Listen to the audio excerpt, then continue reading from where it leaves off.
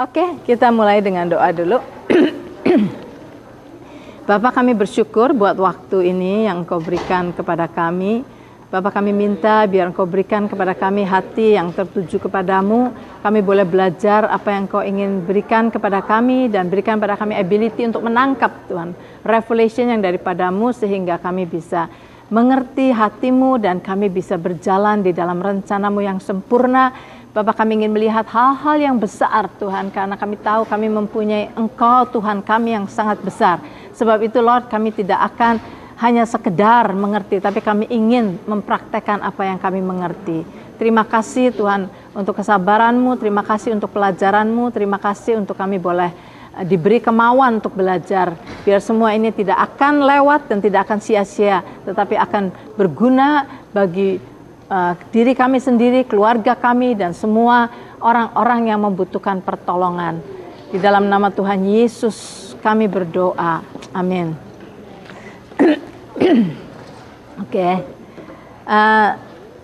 Saya berikan ini sebenarnya yang session 4 ini sudah saya beri pada waktu yang terakhir, tapi ini catatannya just untuk mengingatkan kembali bahwa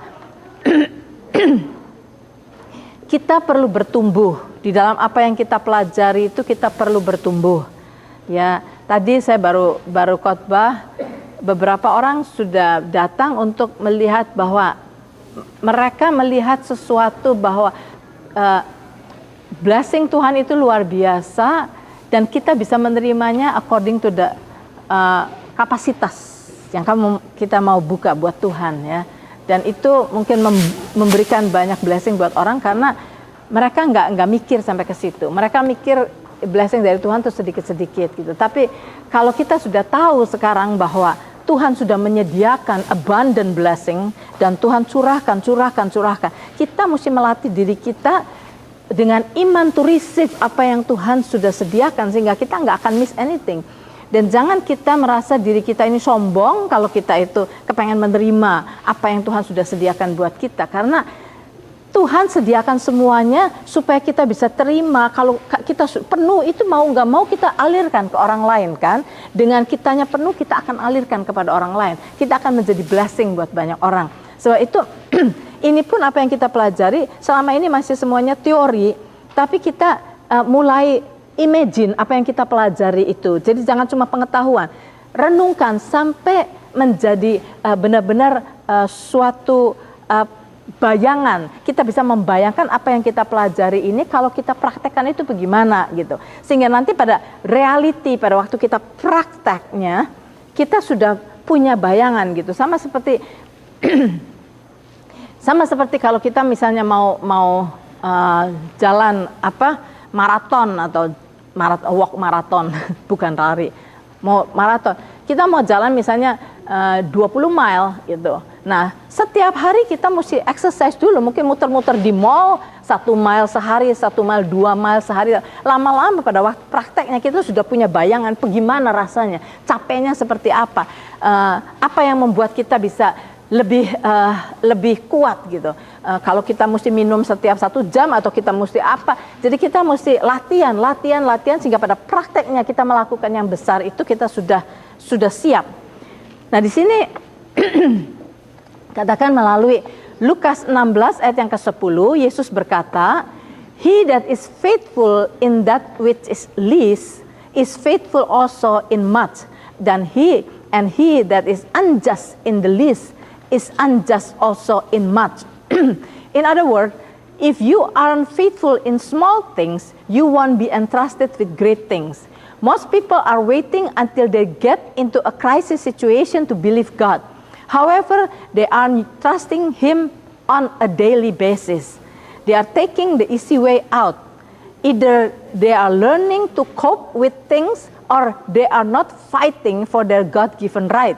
They are taking a shortcut to get their needs met, but they aren't believing God. Jadi di sini berarti gini, kalau misalnya banyakkan dari kita anak-anak Tuhan pun begini. Misalnya kita sudah tahu ya bilur Yesus sudah menyembuhkan kita dan kita sudah tahu. Tapi pada saat kita sendiri sakit gitu, nomor satu kita pikirnya obat apa ya? muscle yang sakit atau kepala yang sakit, atau kalau kepala sakit Tylenol ini otomatis pikiran kita tuh sudah tendensinya ke sana karena itu yang kita tahu. Ini yang Tuhan berikan pada kita ini baru, sesuatu yang baru. Nah, jadi banyak orang tuh either they are learning to cope with things yang kita dapat. Misalnya kalau kita sudah biasa setiap hari Kamis saya headache, ya udah biasalah headache. Jadi kalau headache ya makan Tylenol nah, jadi kita cuma try to cope itu. Asal saya masih bisa stand dengan headache every Thursday, it's okay gitu. Just try to cope itu aja terus masih survive kok. Saya masih hidup kok. Saya masih bisa kok. Setengah hari kok biasanya headache-nya setengah hari. Setengah hari saya oke gitu. Nah, kalau kita either banyak kan dari kita just cope dengan sebisanya kita tahan gitu. Dan kita nggak suka melatih apa yang baru yang Tuhan berikan. Nah, sekarang ini saya mau ajakin saudara-saudara untuk melatih benar-benar. Seperti tadi barusan si Michelle juga bilang dia sakit sininya. Saya bilang, iya sakit ini, dia bilang saya sudah tengking di dalam nama Yesus ini. Cuma kita mesti mengerti bahwa prakteknya itu bukan hanya sekedar, nanti kita belajar di dalam nama Yesus itu, bukan sama sekedar. Kita harus benar-benar menjiwai apa yang kita lakukan gitu. Kita harus mengerti benar-benar. Iman itu growing, ya bukan besar kecilnya, tapi grow di dalam kekuatan. Kalau kita melatih iman kita dari hal-hal yang kecil, makin hari makin kuat, sehingga pada saat kita menghadapi giant, ya kita bisa hadapi. Sama seperti yang si Daud. Jadi waktu yang lalu saya ceritakan mengenai Daud. Jadi demikian juga kita mesti latihan dari hal yang kecil gitu. Nah, Yesus gave this illustration to help us understand the kingdom of God. As if a man should cast seed into the ground and should sleep and rise night and day, and the seed should spring and grow up. He knoweth not how. For the earth bringeth forth fruit of herself, first the blade, then the ear, after that the full corn in the ear. Jadi the kingdom of God, the kingdom of heaven itu works like seed. Nah, saudara-saudara kalau mendengar mengenai ilustrasi penabur, ya ilustrasi penabur itu kan dikatakan bahwa seorang penabur menaburkan benih, ya, terus jatuh di 4 macam tanah gitu kan, tanah keras, tanah ini.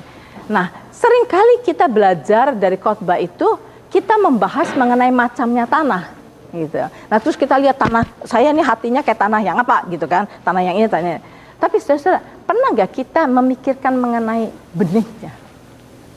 Benihnya. Tuhan ilustrasikan benih itu adalah firman, ya, firman. Benih itu ada kehidupan yang luar biasa. Nah, biarpun benih itu kering. Kalau kalian udah mulai spring mau nanam tomato atau apa, beli benih kan, kering kerontang kan, tapi ada kehidupan di dalamnya. Benih itu powerful. Benih itu powerful, luar biasa. Nah,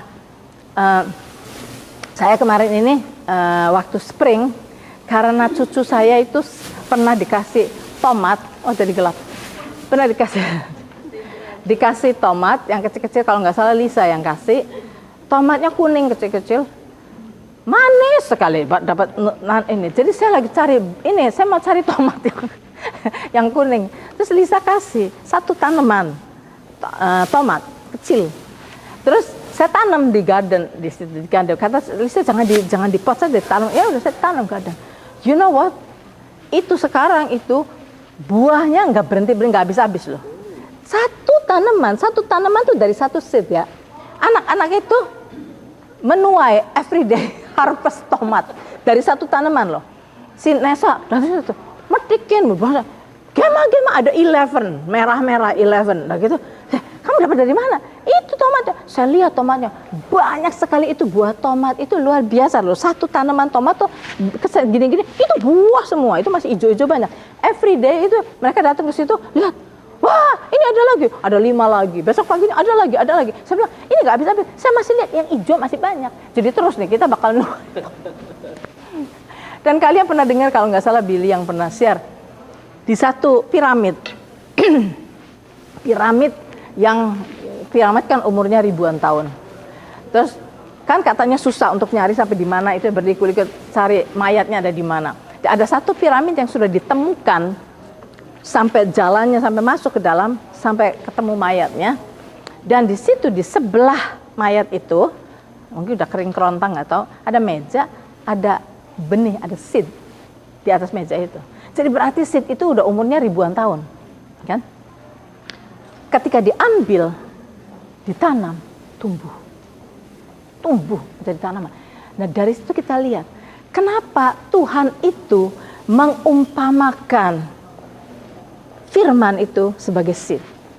Karena di dalam seed itu, sama seperti di dalam firman itu, ada kehidupan, ya, ada pertumbuhan, ada power di dalamnya, ada power yang besar sekali. Jangan kita underestimate firman Tuhan, jangan underestimate firman Tuhan. Kita mesti hargai firman itu. Firman itu akan bertumbuh, pasti bertumbuh. Dan kadang-kadang bertumbuhnya kita nggak tahu. Kadang-kadang kita sudah tangkap firman Tuhan, ya, kita meditate sampai masuk ke dalam hati. Kemudian kapan-kapan pada waktu kita ada problem, itu firman keluar. Dan pada saat itu kita bisa menuai hasil daripada firman itu. Tetapi firman hanya berguna, firman hanya powerful, firman hanya bertumbuh kalau firman itu masuk ke dalam tanah, yaitu hati. Jangan stop cuma sampai ngerti. Jangan stop sampai cuma tahu artinya apa dan ada di mana ayatnya. Renungkan sampai di dalam hati itu adalah kalau kita renungkan bagaimana ya. Jadi kalau pada waktu Yesus membangkitkan Lazarus, kita bayangkan Yesus membangkitkan Lazarus. Tuhan berkata bahwa kita akan melakukan apa yang Yesus lakukan, bahkan hal yang lebih besar daripada itu akan kita lakukan. Terus kalau kita dengar gitu bagaimana sih? Ngeri. Suruh bangunin orang mati. Suruh bangunin orang mati ngeri. Coba kita bayangkan, kalau kita memang akan melakukan hal yang itu, untuk sampai to the point membangkitkan orang mati, kan kita mesti belajar dari yang kecil dulu, mesti belajar yang kecil dulu. Tapi coba bayangin ya, pada waktu Tuhan Yesus membangkitkan Lazarus, dia akan datang ke kubur Lazarus. Kemudian katanya mayatnya suruh dikeluarkan. Kemudian dia berkata, kuburannya suruh dibuka. Kemudian dia berkata, Lazarus, come forth, gitu kan? Lazarus come forth. Nah, saudara, bayangkan situasi itu.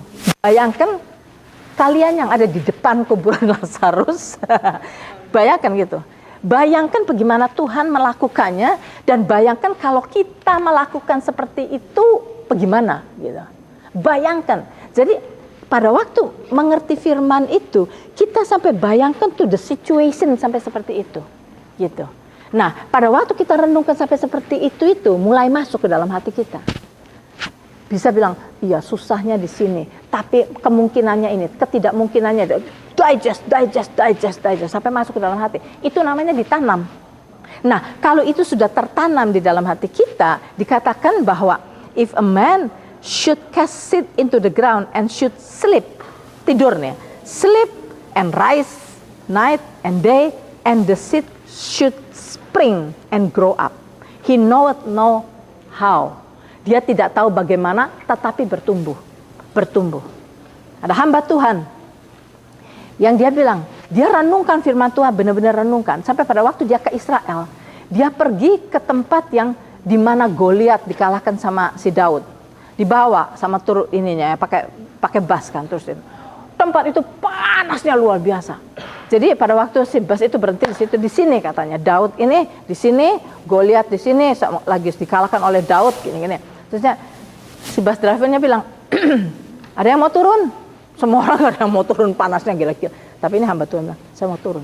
Dia turun sendirian. Dia turun ke sana. Terus dia bayangkan situasinya. Goliat itu setinggi apa kira-kiranya? Dia hitung dirinya, dia mungkin David mungkin lebih pendek dari dia atau bagaimana, tapi Goliat itu begitu. Dan kemudian dia bayangkan kalau dia berdiri di sini, si Goliat di sana, di tempat yang itu dia bayangkan bagaimana si Daud itu melakukannya. Apa kira-kiranya yang ada di dalam pikiran Daud? Apa kira-kiranya imannya Daud seperti apa? Dia bayangkan situasi itu. You know, firman hanya bisa masuk ke dalam hati kalau kita imagine, kita renungkan sampai masuk ke dalam hati. Take time untuk menanam firman itu di dalam hati. Take time. Sebab kita mesti rajin. Dan saya bilang saya akan berkata terus-menerus ribuan kali. practice and practice and practice. Saya practicing terus. Jadi di sini kalau lihat di halaman selanjutnya ini baca sendiri. Jadi kita lihat this is a tremendous principle that you need to grab hold of. You cannot prepare any better for the future than by just starting to be faithful today. Mesti mulai, saudara. Kalau dengar firman hari ini, mulai renungkan apa Tuhan yang Tuhan mau saya latihan hari ini. Jangan nunggu sampai minggu depan. Nunggu minggu depan lupa. Tadi impact yang kalian baru dapat itu, revelation yang kalian baru dapat kalau didiamkan seminggu, lupa. You wasted. Jangan. Kalau kalian misalnya hari ini baru dapat firman apa yang bilang, oh, saya dapat sesuatu yang baru. Tangkap itu, kemudian pulang itu, saudara, renungkan. Di mobil kalau nggak ada orang yang diajak ngomong, renungkan. Pada waktu itu renungkan. Jadi bagaimana? Misalnya tadi saya baru saja bilang bahwa blessing-nya Tuhan itu luar biasa banyaknya. Dan Tuhan itu tidak bisa tidak memberkati. Berkat Tuhan itu ngalir terus. Nah sekarang kita mau belajar nggak? Buka diri kita to receive that blessing. Sebab Tuhan sudah janjikan kepada Abraham bahwa Tuhan akan memberkati Abraham supaya Abraham bisa jadi berkat. Dan janji itu buat kita. Baca di Galatia. Janji itu buat kita sebagai keturunan Abraham. Ada ayatnya di Galatia. Sebab itu, jadi Tuhan memberkati Abraham luar biasa sampai seperti itu. Di tanah yang gersang masih tetap diberkati. Dan saya mau. I want to receive that gitu. Jadi jangan cuman iya benar juga sih, bagus juga lah. Sudah. Sampai minggu depannya kayak gitu artinya. No. Exercise. Tuhan, saya mau terima. Bagian apa dulu Tuhan? Yang mana yang saya mesti exercise? Mana Tuhan? Bukan. Dan sudah mulai exercise. Make a decision today that you are going to start believing God. Mulai dari hari ini.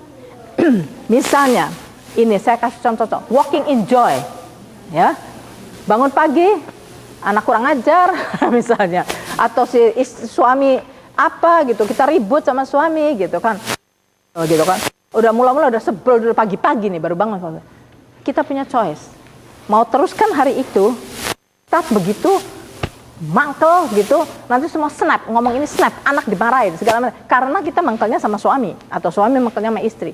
Snap kemana-mana. You can choose. Your day mau miserable terus atau kamu mau choose walking in joy. Nah, itu iman. Itu latihan iman.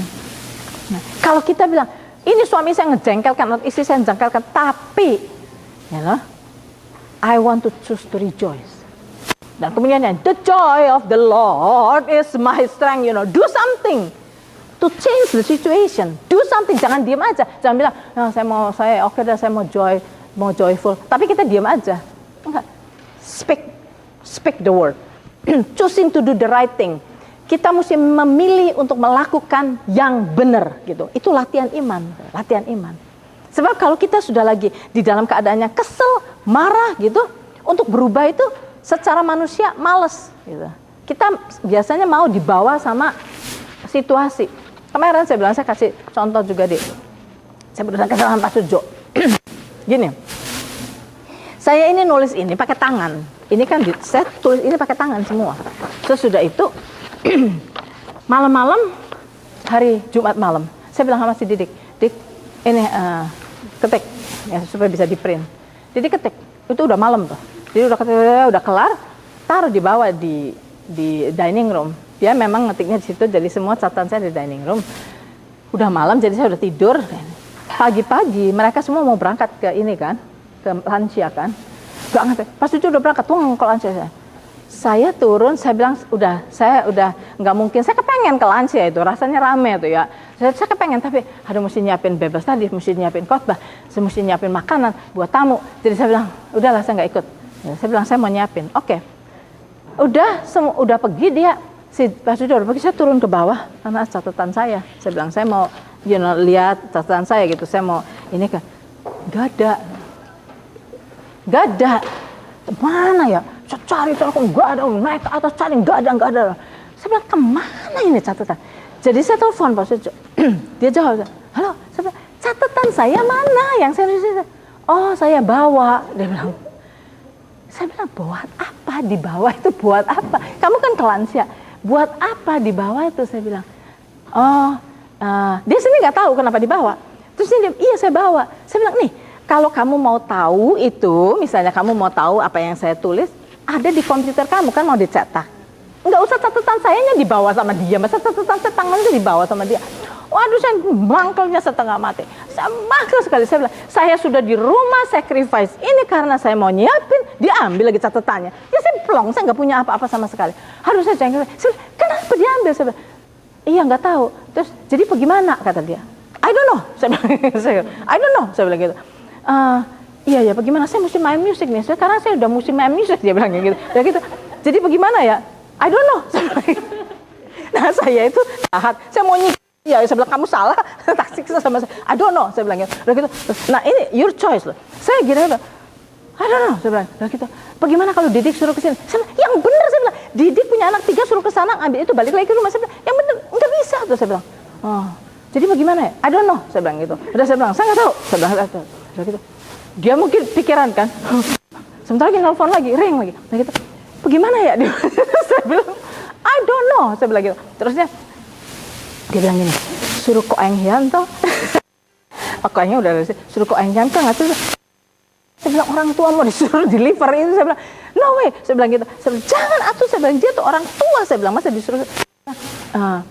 Iya ya. Gimana ya? Saya bilang, nggak tahu. Terus udah di dalam hati. Pada saat saya gitu tuh saya tahu Tuhan tuh bilang, nggak benar. Sikap saya tuh nggak benar. Saya tuh nggak benar. You have to change your attitude gitu. Sebab saya tahu nih, saya udah tahu back of my mind. Kalau saya gituin terus, I don't know, dia kan bingung. Dia nanti mesti main, dia tuh main musik, dia main keyboard. Katanya dari permulaan sampai akhir dia mesti main. Dia kan bisa bingung-bingung lagunya. Sebab dia pikiran kan. Jadi saya tuh nongol orang. Jadi saya tuh waktu itu saya bilang, I have to choose. Ini saya kan ada di sini. Choose to do the right thing. See? Choose to do the right thing. Nah, saya tahu saya salah, saya tahu saya mau nyiksa dia, saya tahu jahat, saya tahu nggak benar. Gitu. I have to choose the right thing. Sebab itu saya bilang, oke. Terus waktu ini dia, ya udahlah. Maksud saya udahlah. Nanti kalau kamu ada waktu jam berapa gitu, saya tahu jam 3 ada rapat di sini. Saya mesti di sini. Dan saya kan cuma ada waktu berapa. Saya bilang, oke, kamu kelar itu anterin ke sini atau bagaimana ya? Kalau dianya udah kelar, saya bakal main sampai habis. Jadi saya bilang bagaimana? Akhirnya ya setelah saya attitude saya berubah, saya percaya Tuhan kasih idea. Terus ya, Didik bilang, bisa nggak dikirim ke ininya Michael? Terus nanti ada di rumah kan, sama Michael di print. Oh, saya bilang ya, Michael bisa. Saya bilang apa sudah, bisa nggak di ini? Ya bisa. Langsung dia cepet-cepet kirim, terus di print. Jadi saya dapat gitu. Ada jalan keluar gitu.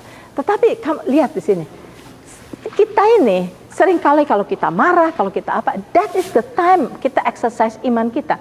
Choose the right, to do the right thing.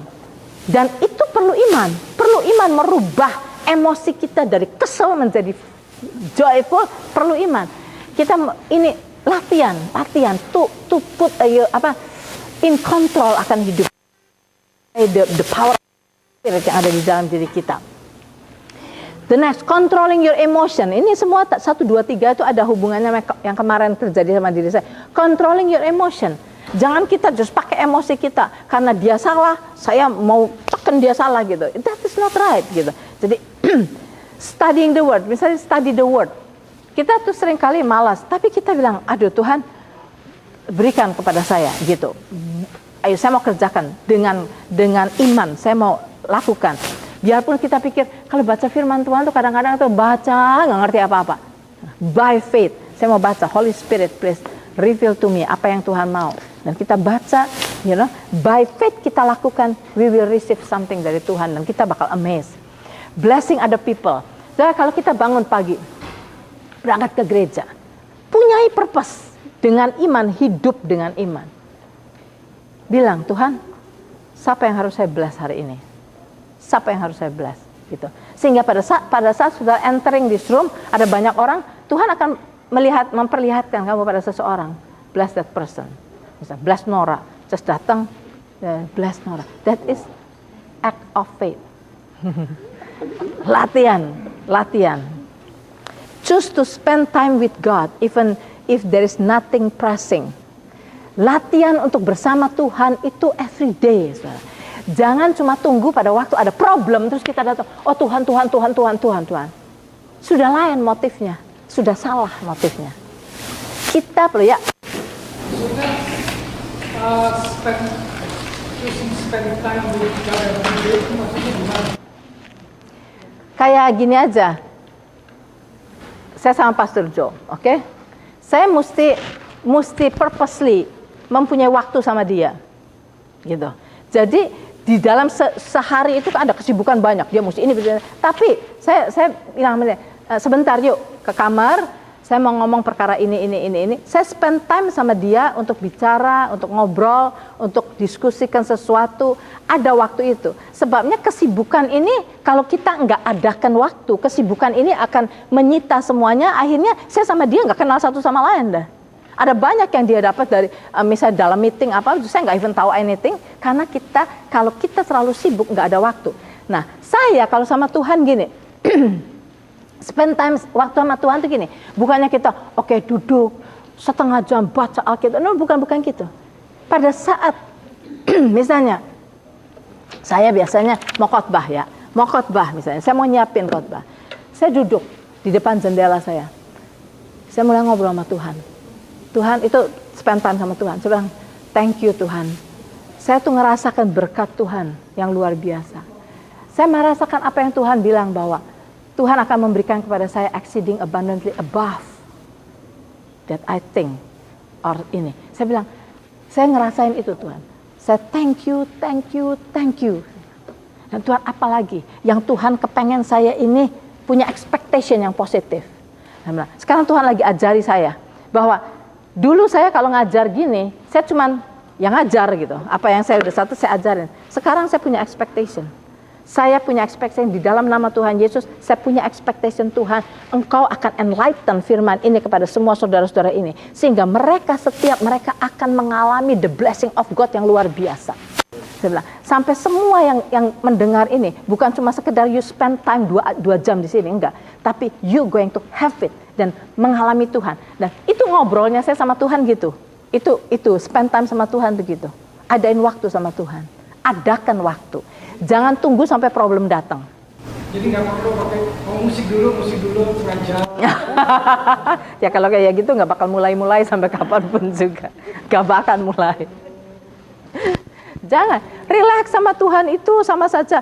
Oke, kamu mau pergi sama Pinggun. Oke, Gun bisa nggak Pinggun ketemu di restoran ini misalnya gitu. Terus oke bisa. Oke, just go sama Pinggun, nongkrong makan di situ, ngobrol sama Pinggun. Spend time, spend time. Sama Tuhan itu adain waktu. Kadang-kadang saya banyak waktu lagi drive. Kalau saya drive sendirian, that is the moment saya selalu ngobrol sama Tuhan. Saya pernah coba itu kayaknya. Aku mau coba spend time gitu, kan diam di suatu tempat gitu kan, mau mikirin mau tapi pikirannya yang lain-lain gitu. Perlu belajar. Perlu intentionally, purposely.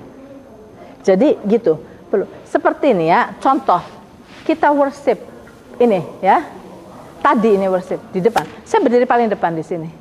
Saya tahu lagunya, saya tahu kata-katanya, saya tutup mata, saya tutup mata, kemudian saya bayangkan Tuhan Yesus, and I'm talking to Jesus. Kata-kata yang saya hafal dari lagu itu, I'm talking to Jesus. Tadi lagu apa tuh yang, pertama lagu apa sih? Bila ku, itu saya nggak hafal.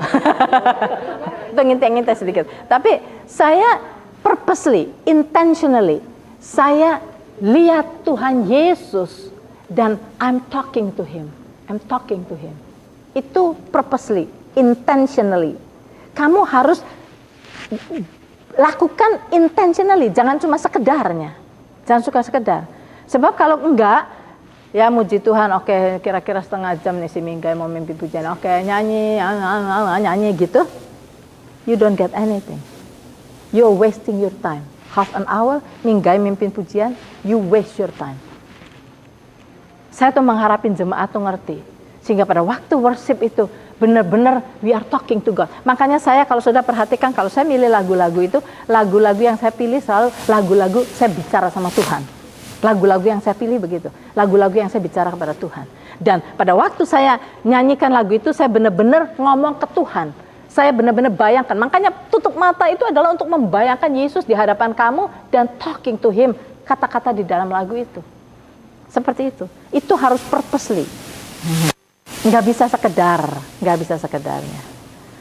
Nah, jadi sama Tuhan tuh mesti belajar exercise sama Tuhan, itu mesti exercise.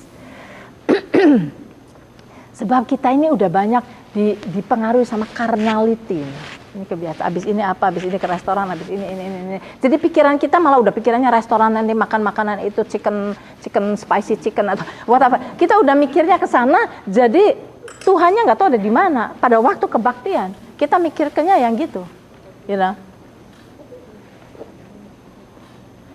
You will be amazed, you know. Kalau kamu spend waktu sama Tuhan, ngobrol sama Tuhan, Tuhan akan bawa kamu kepada satu dimensi yang nggak pernah kita alami sebelumnya.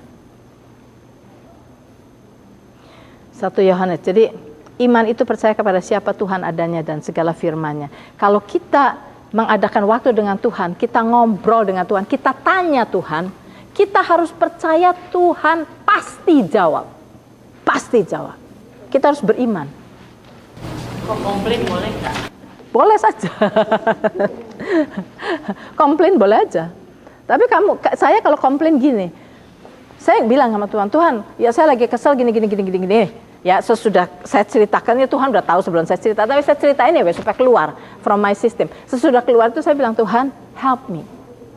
Bagaimana saya harus melihat situasi ini? Bagaimana saya mesti melihat orang ini yang menjengkelkan atau bagaimana? From your eyes.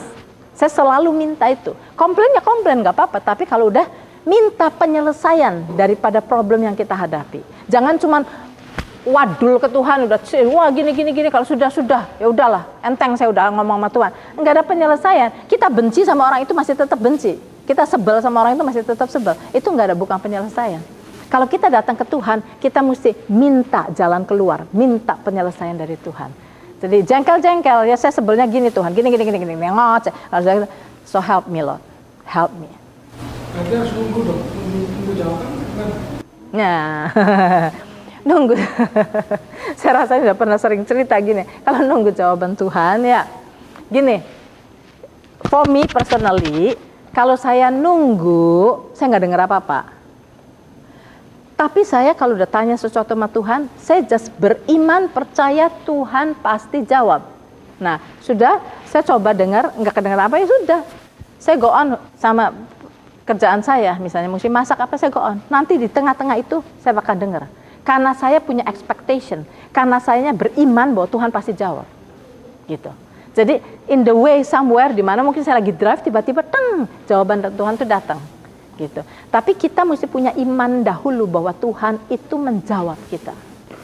Kalau kitanya nggak punya iman, kita nggak nunggu jawaban. Kalau kita nggak nunggu jawaban, Tuhan jawab juga kita nggak dengar.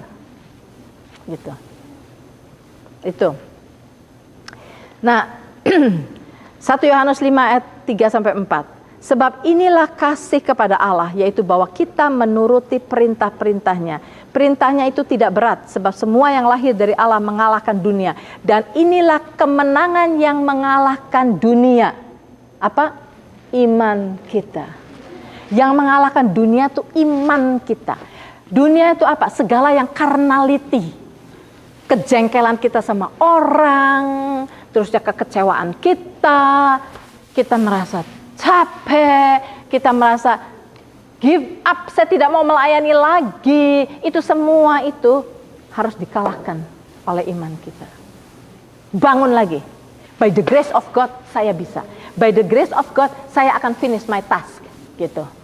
Itulah sebabnya saya dikasih sama Gideon, ini memang saya juga minta, ini finish well. Saya taruh di meja saya. Itu menjadi patokan saya. Saya bilang, it doesn't matter. Orang mau mengkhianati, orang mau gosipin saya, orang mau apa-apa, saya tidak akan give up karena I want to finish well. saya beriman by the grace of God, saya akan bisa finish well, gitu.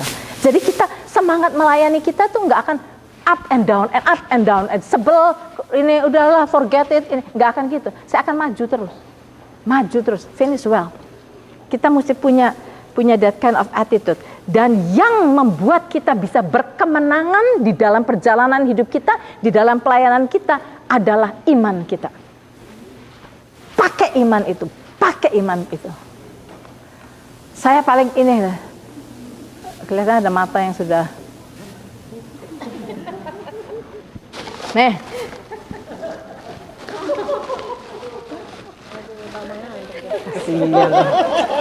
Kasihan lah. Saya mau dengan the grace, udah buka tuh. Dengan the grace of God, melek. Waktumu jangan dilewatkan sia-sia, duduk di sini tidur. Jadi kita akan berkemenangan kalau kita gunakan iman kita. Tapi iman kita akan powerful kalau kita latih. Kalau kita tidak latih, maka kita tidak akan berkemenangan. Iman kita tidak akan makin menjadi kuat, makin kuat. Yohanes 3 ayat 16 kita semua sudah tahu. Karena begitu besar kasih Allah akan dunia ini, sehingga ia telah mengaruniakan anaknya yang tunggal supaya setiap orang yang percaya kepadanya tidak binasa melainkan beroleh hidup yang kekal. Nah, banyak orang senangnya itu, oke, saya terima Yesus, saya tidak masuk neraka. Haleluya. Senangnya tidak masuk neraka. Tetapi do you know yang lebih important di sini bukan perkara tidak masuk neraka, tetapi beroleh hidup yang kekal. Nah, kita harus mengerti apa sih hidup yang kekal itu? Di bawah. Pada waktu Tuhan Yesus berdoa, doanya Tuhan Yesus yang paling panjang yaitu di Yohanes 17. Di situ Tuhan Yesus berkata, inilah hidup yang kekal itu. Apa hidup yang kekal itu?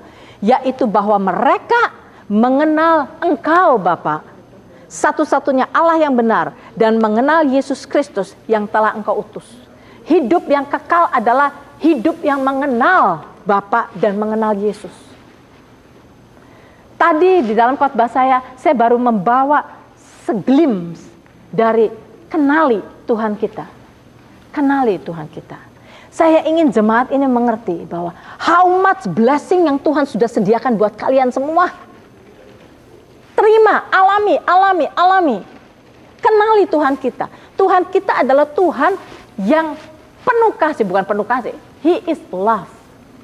Love, sekali lagi, tidak bisa tidak memberi. Jadi yang Tuhan mau pour kepada kita itu abundant, sudah abundant. Now, bagian kita adalah latihan to receive dengan kapasitas sebesar mungkin.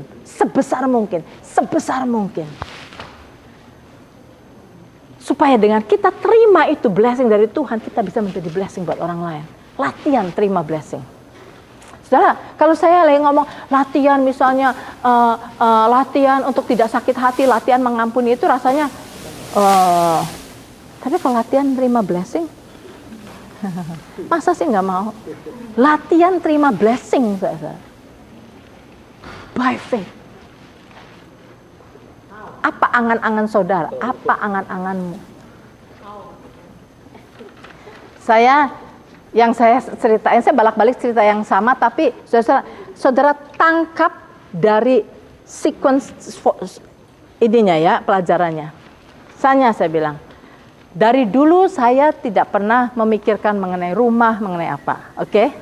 Karena pengajaran yang saya terima zaman dulu bahwa kalau mikir mengenai kekayaan, apa gitu, itu nggak benar. Serakah. Karena orang Kristen itu Tuhan berkata bahwa kamu akan dipersecute, kamu akan menderita. Itu somehow pelajaran agamawi yang saya terima. Nah, dulu somehow itu masuk ke dalam otak saya.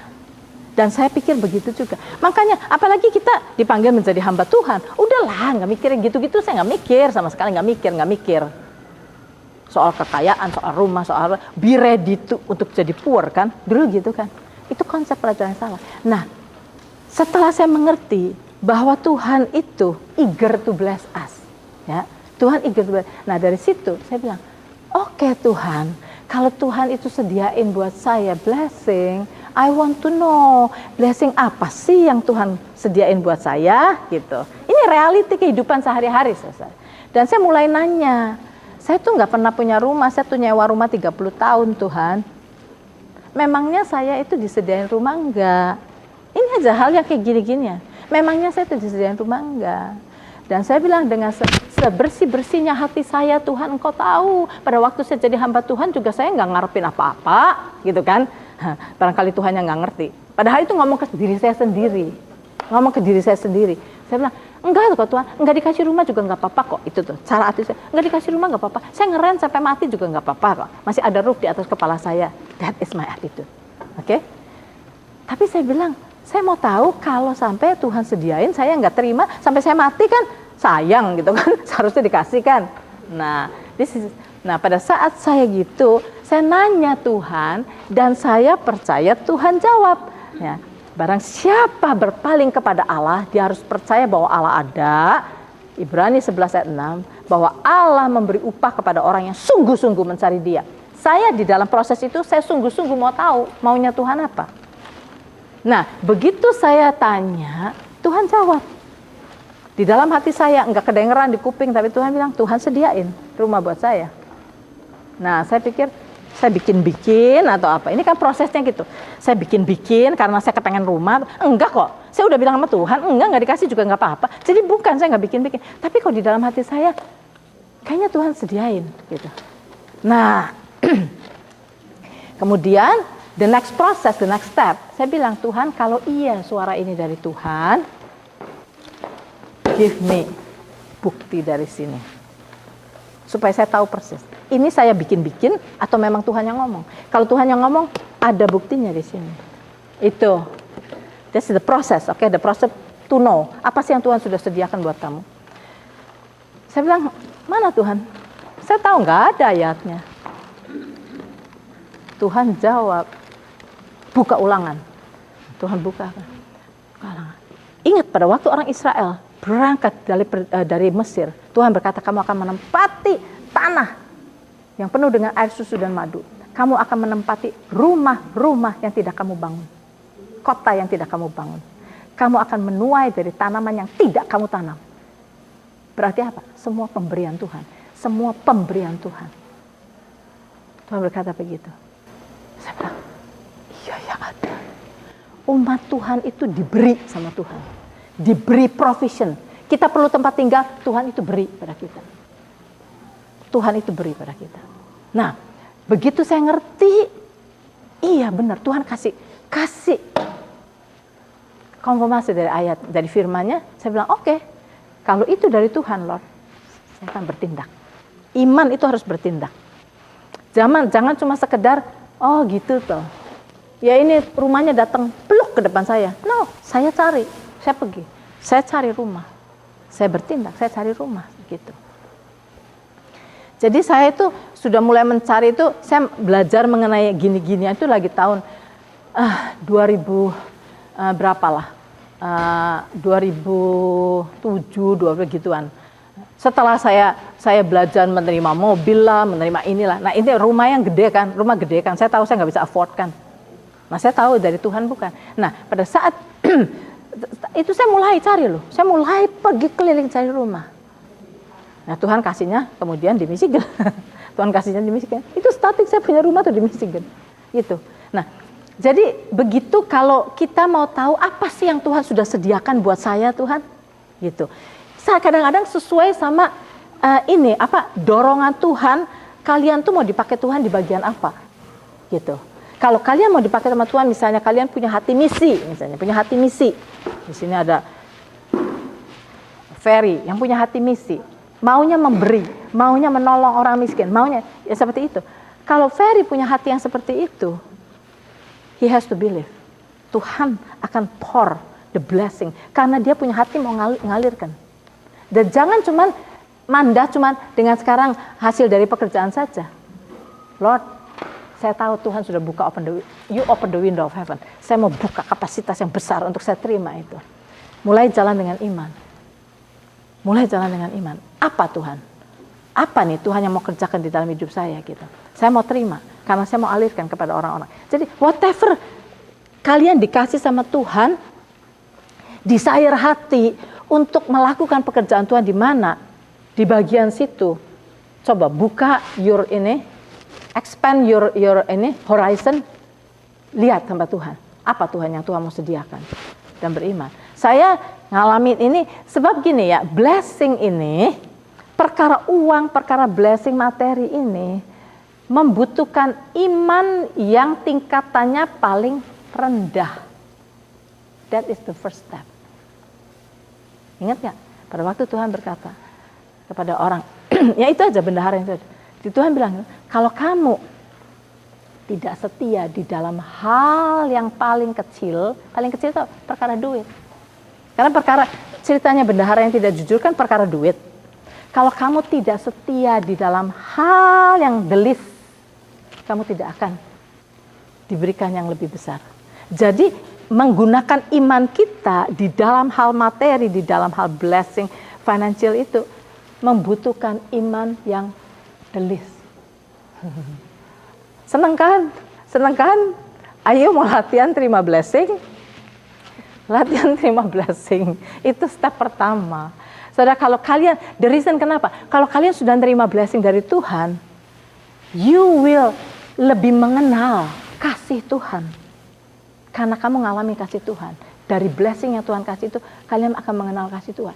Kalau saudara mengenal kasih Tuhan, semakin mengenal kasih Tuhan, semakin iman saudara bisa naik ke hal-hal yang lain. Misalnya, Tuhan, saudara saya kena cancer.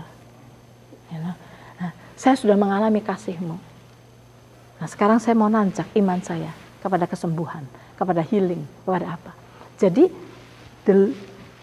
tingkatan iman yang paling rendah itu adalah mengenai financial. Di sini nggak ada si Henda, kalau ada Henda pasti nanya lagi, angkat tangan. Hendanya nggak ada. Nah, jadi di sini untuk kita bisa mengalami apa yang Tuhan sudah sediakan buat kita itu, kenali Tuhan. Kita ini sudah diberi hidup yang kekal. Hidup yang kekal itu bukan nanti kalau kita masuk surga, bukan. Sekarang. Hidup yang kekal itu adalah pengenalan akan Bapa, pengenalan akan Yesus. Kenali Dia, kenali Dia, kenali Dia.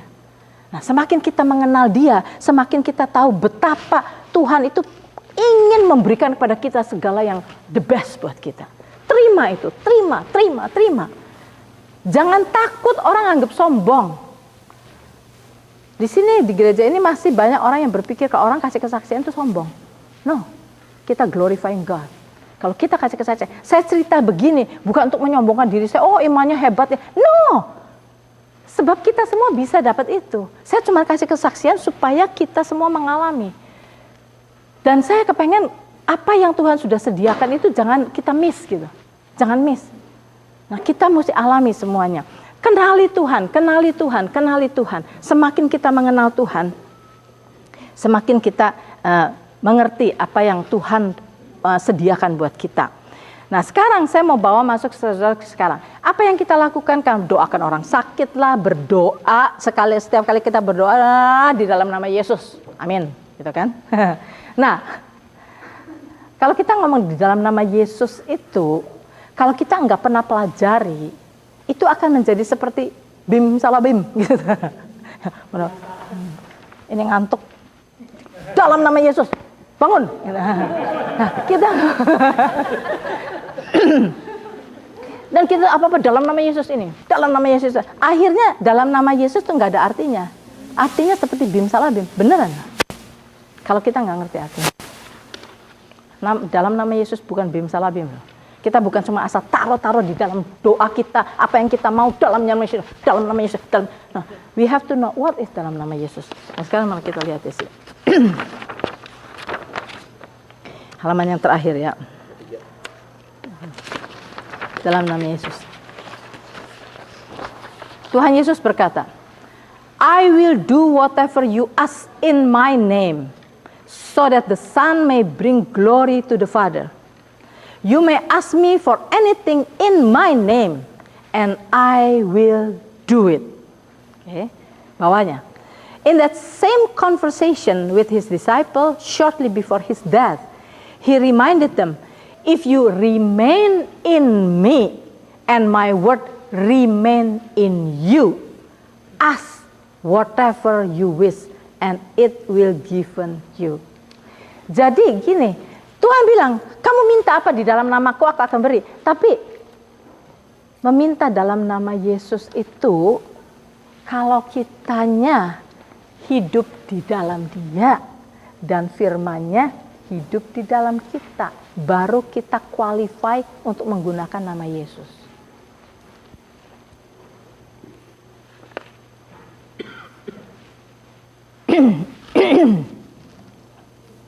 Jadi gitu, sama seperti saudara pergi ke mana gitu, saudara nggak bisa pakai Pastor Jo.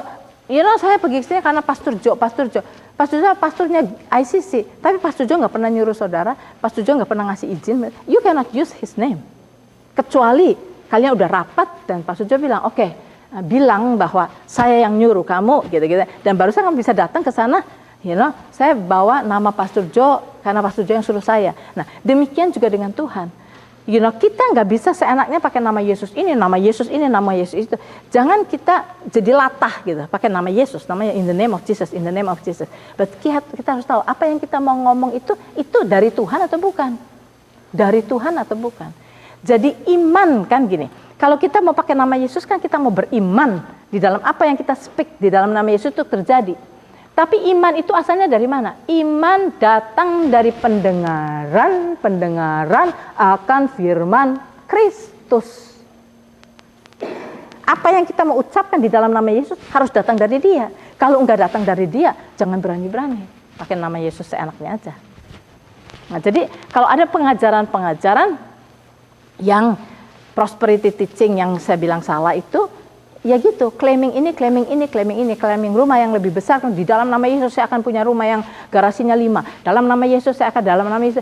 Is that what yang Tuhan bilang? Gitu. Apa itu yang Tuhan bilang? Kalau itu memang dari Tuhan, go ahead do it.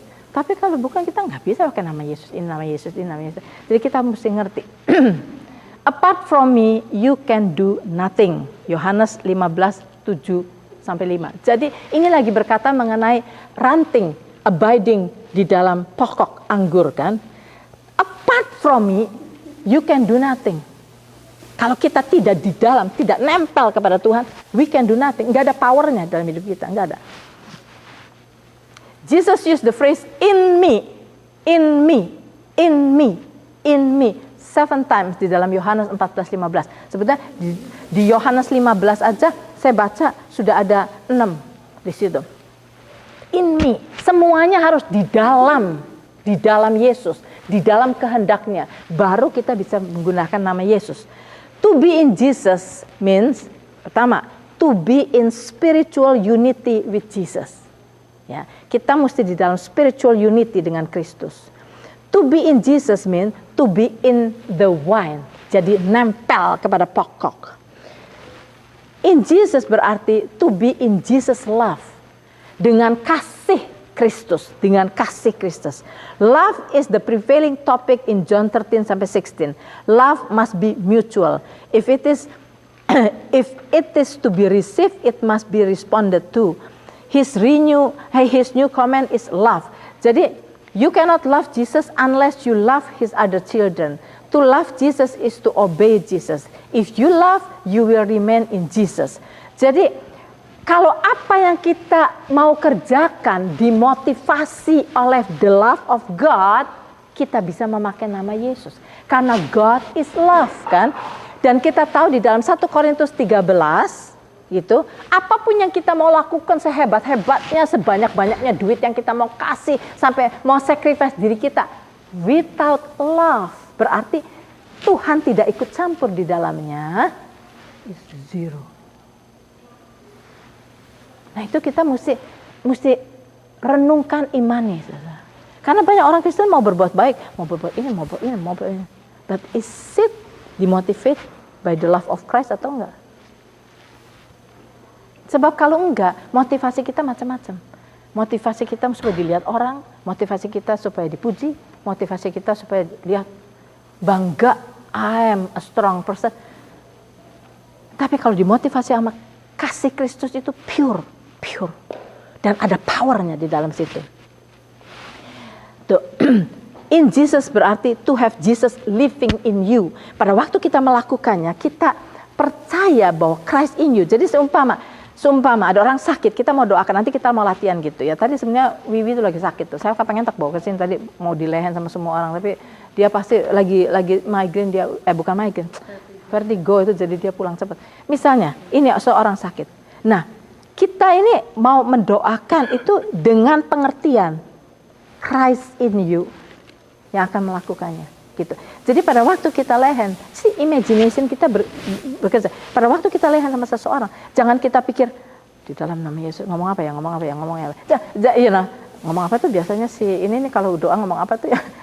Nah, kita pada waktu kita lehen itu kita mesti tahu Christ ada di dalam diri kita dan the power of Christ yang akan flow.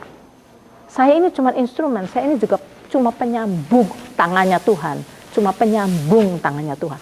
Tuhan yang mau melakukannya. The Holy Spirit yang di dalam kamu adalah the Holy Spirit yang membangkitkan Yesus dari kematian. Dan the Holy Spirit yang sama ini yang akan flow melalui kita untuk mengalirkan kuasa kesembuhan itu kepada orang ini. See? Itu semua perlu imagination. Gitu. Jadi kita perlu latihan. Ngomong udah berapa puluh kali saya ngomong latihan. Nah, to be in Jesus berarti to be indwelled by the Holy Spirit. In Jesus berarti to have Christ's word remaining in you. Ya, kata-kata Kristus yang keluar dari mulut kita. Gitu. Jadi ini, to pray in Jesus' name is to be conformed to His nature. To pray in Jesus' name is to pray for His sake. Untuk dia, demi untuk dia. For His sake is demi untuk dia. Your will be done, Lord. Your will be done, not my will. Your will be done. To pray in Jesus' name is to use His name as your reference. To pray in Jesus' name is to claim Calvary victory for your need. Nah, ini yang saya bilang, for your need. Apapun your need. Buka kapasitas yang sebesar-besarnya to receive yang dari Tuhan. Because Jesus openly defeated Satan. To pray in Jesus' name is to acknowledge His full role of as God's anointed. Yaitu dia adalah your prophet, your priest, and your king. To pray in Jesus' name is to pray in all His authority. Kita memakai otoritinya Kristus pada waktu kita berdoa di dalam nama Yesus. Sebab itu saudara-saudara, perlu berlatih untuk berdoa. Perlu latihan ngomong sama Tuhan yang benar. Di sini nggak ada pemimpin, cuma si Mingga yang pemimpin pujian. Apalagi untuk sebagai pemimpin pujian. Timothy pemimpin pujian. Kita harus belajar, saudara. Belajar berdoa. How is it declaring the word of God? Bagaimana itu mengatakan apa yang Tuhan katakan. Belajar berdoa. Declare, saudara, declare. Ada banyak di dalam doa itu yang perlu kita lakukan, cuma declaring apa yang Tuhan sudah katakan buat kita. Apa yang Tuhan sudah janjikan, kita declare. Bukan kita minta. Dan kalau dari background kita, rata-rata kita backgroundnya itu dulu itu selalu berdoa yang kiranya Tuhan ini. Kiranya Tuhan. Kiranya Tuhan. Perkataan kiranya itu banyak sekali. Perkataan kiranya itu menunjukkan bahwa kita itu kayak moga-moga gitu. I wish. Itu bukan dengan iman. Nah itu saudara, perlu dirombak gitu. Perlu rombak. Itu perlu latihan untuk berdoa yang benar. Perlu dirombak. Sebab doa yang dengan iman itu adalah apa yang Tuhan sudah janjikan, kita bilang terjadi. Nah, ya. Kalau declare ayat tuh perlu ingat, oh ini John. Tuhan gak perlu diingatin dari John 1.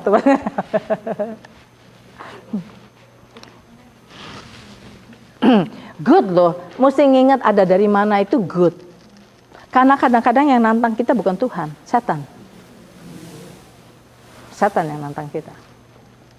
Kalau kitanya yang wiggle-wiggle kita nggak terlalu ini, setan bilang, kamu ngomong dari mana? Mana ya? Nggak tahu Yakobus, nggak tahu Yahya. dan setan bakal ngomong kamu, nggak tahu gitu mana. How do you know itu firman Tuhan? Ada, pokoknya ada somewhere di sini. Suruh cari segini. It's good kalau tahu ada di mana. It's very good, better know gitu. Tapi bukan untuk Tuhan. Tuhan nggak perlu diingat-ingat. Itu perkataannya Tuhan sendiri sih. Cuma kalau kitanya lagi lemah, iblis bisa attack kita dengan seperti itu gitu. It's good. Lebih baik kita tahu ada dari mana. Jadi kita perlu belajar berdoa. Belajar berdoa. Declaring firman Tuhan. So far nggak ada hand, nggak ada question. Sampai di sini dulu apa? Ada pertanyaan apa? Saya ada pertanyaan. Saya kasih contoh, misalkan kalau ada seorang, misalkan saya contoh di circle saya leader, lalu saya bilang, oh menurut Yesus bilangnya begini sama saya. Itu harus ada konfirmasi dari orang lain, ya kan, dari Alex, Harsono, anak buah saya. Kalau nggak ada konfirmasi bagaimana? Ngerti maksudnya? Enggak, maksudnya kalau kamu misalnya dapat apa prophetic ya, word gitu dari Tuhan. Saya bilang, oh Yesus bilangnya tadi kok gini ya, bla bla bla bla. Kan mesti ada konfirmasi dari ini. Kalau nggak ada yang konfirm saya ini, apa betul ya? Apa betul pendapat saya atau saya? Iya. Nah, iya, tergantung kamu itu yang ngomong apa. Kalau kamu ngomongnya, saya dapatnya dari Tuhan, gereja kita bakal dikasih $1 million. Misalnya kamu ngomong kayak gitu. Ya of course kita mesti cek ini dari mana asalnya. Itu pengennya dia atau pengennya kamu dapat 1 million atau memang Tuhan bilang gitu suatu word prophetic. Nah, tapi kalau kamu lagi ngomong begini, saya merasa Tuhan berkata bahwa kita akan menjadi sel yang sangat kuat dan akan begini-begini. Itu sesuai sama firman Tuhan itu. Kalau itu sudah ada di dalam firman Tuhan, it's confirmed by the word of God. Nggak usah macam-macam minta konfirmasi macam-macam.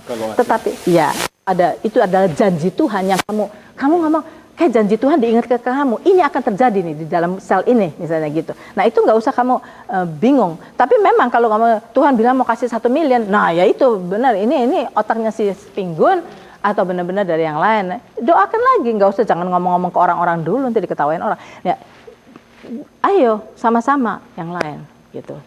Ayo kita tanya Tuhan. Kalau saya dapatnya bilang 1 million, saya nggak ngomong, khawatir ketawa pasti. Something else yang lain. Iya. Ya itu makanya. Nah itu yang kamu ngomong itu, is it the word of God yang kamu, ada di sini? Kalau ada di sini kamu nggak usah khawatir. Misalkan contohnya kalau Alex itu mungkin disebut buat jadi self leader. Nah ini kan harus ada konfirmasi. Misalkan. Iya. Kalau nggak ada saya sendiri. That's right. Iya gitu perlu konfirmasi. Ya, doakan sama-sama. Berarti belum tentu. Belum tentu. Mungkin kamu just mau ngedangkan ke dia kan. Nah sebenarnya latihan dengar suara Tuhan itu bagus yang si Michael Obaja kasih itu kan. Dari firman Tuhan, waktu itu di tempatnya Sanya Medi itu dia bawakan, nggak tahu mungkin di sel kalian juga, dia bawakan baca dari Mazmur 23 gitu. Tuhan adalah gembalaku, gini. Dari Mazmur 23. Sesudah itu, terusnya dari ayat itu semua, sekarang tanya Tuhan, kamu disuruh ngomong ke siapa, verse yang apa, dari Mazmur 23 saja. Jadi kita pasti nggak akan keluar daripada kehendak Tuhan, karena kehendak Tuhan di dalam Mazmur 23 itu untuk kita semua kan. Tapi ada specific things yang Tuhan mau, misalnya tahu-tahu saya dapatnya buat si ini, waktu saya nggak tahu somehow saya dapatnya buat Mary, saya bilang Tuhan berkata, Tuhan itu dari ayat ini Tuhan bilang Tuhan akan memberikan kepada kamu hidangan di hadapan lawan-lawannya gitu. Ada blessing yang Tuhan sediakan buat dia gitu. Itu dari ayat itu saya dapatnya itu. Ayat itu kan semuanya buat kita, jadi kita nggak akan wrong di dalam itu, ya nggak akan salah. Nah itu kita belajar dulu. Dari situ kita belajar dari Tuhan. Saya suruh ngomong ke siapa? Apa ke Yanti atau ke Silvanus atau ke Irene gitu. Begitu saya tahu directionnya, saya tuh suruh ngomong sama Irene. ngomong apa? Dari 6 ayat itu ngomong apa ke Irene? Irene, di hadapan lawan-lawan kamu misalnya gitu. Jadi itu lebih safe. Kita nggak akan keluar kemana-mana. Dan itu firman Tuhan. Nah itu kita belajar dari situ dulu. Kalau kita udah belajar dari situ, nanti yang lain-lain ngomong dapat 1 miliar atau apa itu nanti urusan nanti. Itu sih lain lagi gitu. Nah, jadi itu. Apalagi question? Kita lagi, kita lagi discussion sama orang-orang yang mengenai sovereignty. Kan Tuhan tuh selalu memberikan kita yang terbaik, selalu. Let's say kalau ada orang yang sakit atau kecelakaan, itu orang kecelakaan kan dari iblis kan, selalu setan yang kejahatan. Nah kalau ada orang yang benar-benar beriman, bahwa dia tuh tahu bahwa Tuhan tuh imannya kuat, gitu. Tapi tetap bisa kecelakaan, itu dari mana? Itu bagaimana? Iya bisa. Kita orang Kristen, orang yang kuat itu bisa aja iblis nyerang kita, bisa. Saya misalnya, contohnya, saya nyiapin khotbah. Saya mau nyiapin khotbah bener-bener. Tahu-tahu hari sebelum itu saya sakitnya setengah mati, kepala denyut-denyut sampai muntah-muntah. Saya orang yang benar mau melayani Tuhan, saya benar ini, saya bisa diserang juga. Nah sekarang tinggal iman saya pada saat itu, apa yang saya mau lakukan dengan iman saya, gitu. Saya doa, saya tanya Tuhan, memangnya saya yang mesti bawakan firman? Kalau memangnya saya yang bawakan firman, saya percaya besok saya sembuh. Pasti saya bisa besok melayani Tuhan. Dengan iman saya percaya saya bisa, gitu. Ya, biarpun saya sakitnya setengah mati kayak apa gitu, nggak bisa bangun. Nah gitu kan saya nggak bisa bangun. Gitu. Bisa gitu. Orang yang benar sama Tuhan pun bisa saja diserang sama iblis, bisa gitu. Gitu. Jadi bisa, kejadian itu bisa terjadi. Tapi terusannya itu yang kita mesti jalan dengan iman kita, harus berkemenangan dengan iman kita. Kita jangan mau ditekan sama iblis sampai mati gitu, jangan mau. Makanya saya kasih contohnya mamanya si Joel Osteen. Lihat, istrinya hamba Tuhan yang menerangkan mengenai healing. Hamba Tuhan, John Osteen itu papanya hamba Tuhan yang memanggil orang-orang sakit, dia sembuhkan itu semua. Dipakai sama Tuhan. Istrinya kena kanker. Begitu kena kanker, sampai kansernya deliver, sampai muntah darah itu, sampai suaminya aja kalau bahasanya Pak Sujo nggak mentolok ngelihatnya gitu.